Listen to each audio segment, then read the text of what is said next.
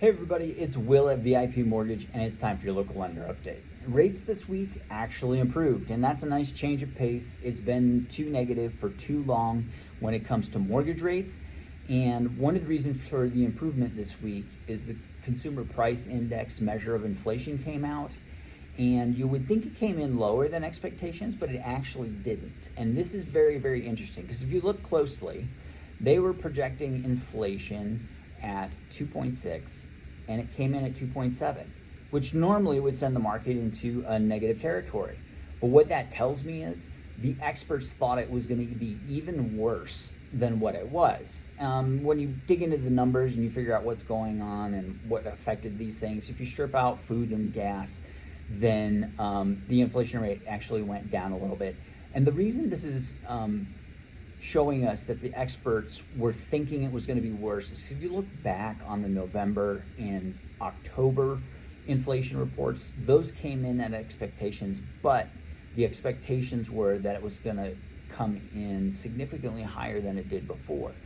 Part of the reason for that is we're doing year-over-year numbers, right? So we're just comparing November to last year November, and that's not a really good measure because it's just one snapshot in time compared to another. And the thing that happened last year is that's when inflation really started coming down, and so it looked really good because when you went back another year and compared that November to the year before, it looked awesome.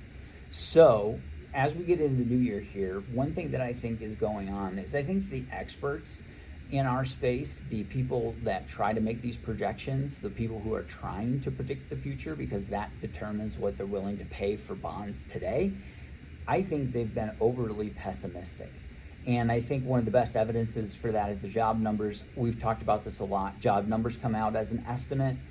The headline number is bad for mortgage rates, and 2 months later they revise it down, sometimes all the way to zero.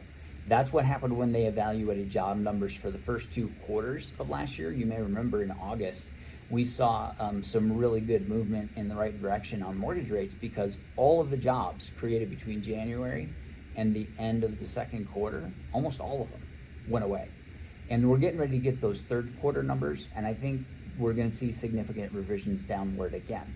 Why do jobs impact rates this way? Because jobs are like a leading indicator for inflation. The more people who are able to get a new job, the rationale is that maybe they're moving up or getting a raise, and that's what's causing them to change jobs. But as we saw in the December report, almost all the job creation was for teenagers working part-time jobs. That shouldn't help anything in the mortgage space because it's not an indicator of inflation.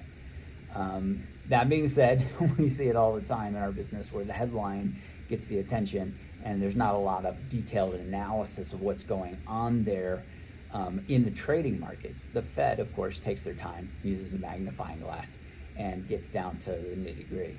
So as we start off the new year, I think there's a good chance that we're going to see things kind of smooth out a little bit, maybe a little bit less volatility. If anything, bonds are priced too far in the negative direction, which may give us a little more room to improve. But it's just as likely that somebody sees a hiccup and they go back up.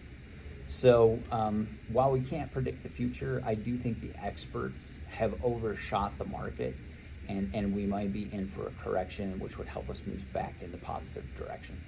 And as far as tools you can use, I wanted to mention VA non-allowables today. Most of the time I don't talk about this much because we tend to price our loans with no points attached.